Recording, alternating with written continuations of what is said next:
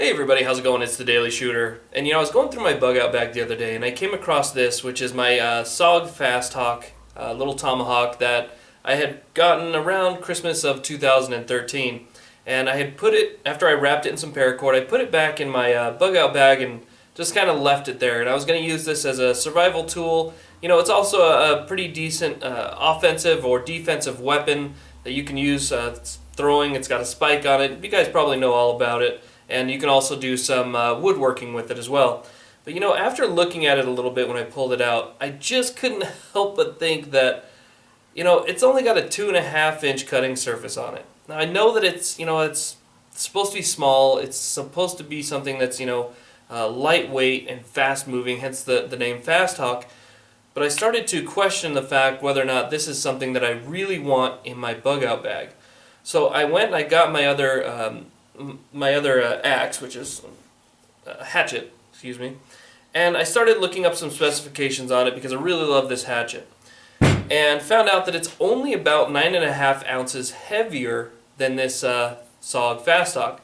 So now what it comes down to is, do I want to carry, an actual man's hatchet with a 1.25 pound head on it, or do I want to carry this little SOG tomahawk? Because when it comes down to bugging out, I want something, yes, defensively, but I'm going to have firearms and other things as well. So do I want something that's going to be able to cut down trees, cut wood, logs, whatever I need it to do, as well as small woodworking, or do I want this little thing here, which I still love. It's a cool little thing, but I'm just doing some consideration. So I'm going to go out there, do some testing, and find out if it's worth it to go up the 9.5 ounces. So if this thing does good on wood, I'll just keep this because it's light. If this does better, which it should, then I think I might switch it out.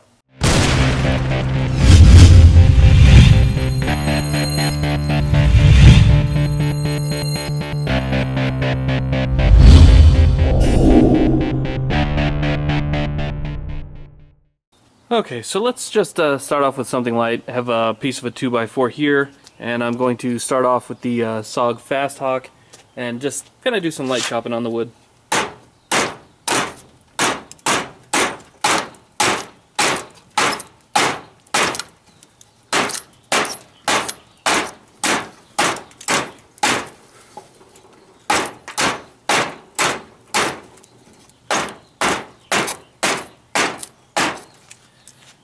Alright, well, that was just some light chopping.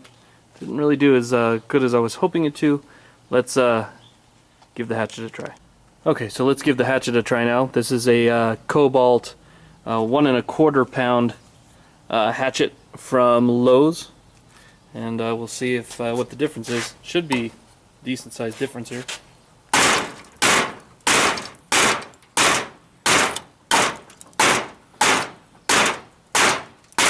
I'm swinging about the same as I did with the other one, not very hard. Just sounds loud because of the table. So,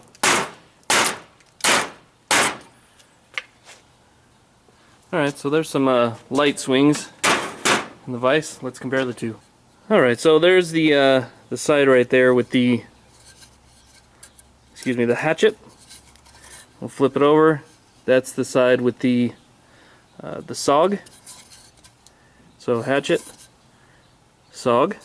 Alright, so now we're going to try and split the 2x4 with the SOG and see how well that goes. Now remember, this is a 2x4. It's not a natural just piece of wood pulled out of the forest or anything.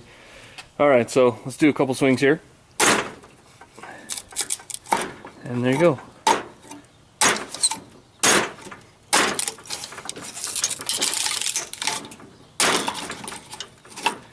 Not bad at all. Alright, so I got a new piece cut from the same piece of wood, and now we're going to use the hatchet and see how well that splits. A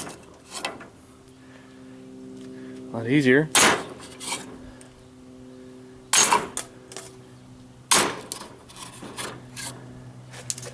Alright. Okay, so now let's do some finer work. And I suppose for the record I should say that both of these are just factory sharpened. I have not sharpened these myself, so they are still sharp just how they came from the factory. Some pieces of 2x4 here that we have left over. sure I got this on camera because it's so bright outside. Alright. Let's do some scrapings, some shavings. I do like how you can get right up underneath that blade on the SOG. That's nice.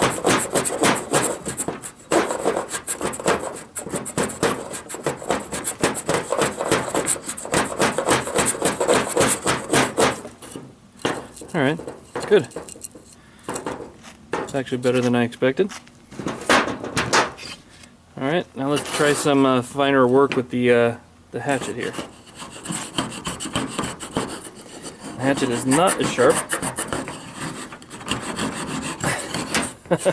Okay. The hatchet is a much thicker blade. Not quite as sharp as that SOG came. As you can see, you can kind of go into that same little spot there. This is not working out that well for the finer things. Okay, so let's go over the materials real quick. Now the SOG is standard polymer handle. It is not full tang. It has a 420 high carbon steel head on it that is attached using 2 bolts. So 2 bolts that are located here and here. Again, I have it covered with paracord so you can't see them. But again, it's about this deep is about how far the steel from the head goes down into the handle. So not full tang, polymer, and 420 high carbon, which as you know isn't the best. I believe it was Rockwell hardness 51 to 52 is what's on the package. This right here is 440 high carbon, so it is a lot better steel, a much better steel. It's a lot heavier. And again, this cannot be full tang because it has a wood handle. This has a standard hickory. It's really nice actually. It's an American hickory wood handle, so you know it's going to last, but you know it can crack over time and wear and everything else, meaning also that you know it can crack here. So I'm not going to say that that's much better than the SOG either. It's held together. It looks like they have it held together with some type of epoxy resin. That's what's holding that on there. And then it has this little rubber piece at the bottom. Now if you were to use both of these or either of these as an offensive or defensive weapon, the SOG has a nice size spike on the back of it. Just put my finger up next to it so you can actually see that it's a decent size, not very big, but again they're thinking about weight mostly. And then on the back of this you have a hammer or something that you can use as a pummel.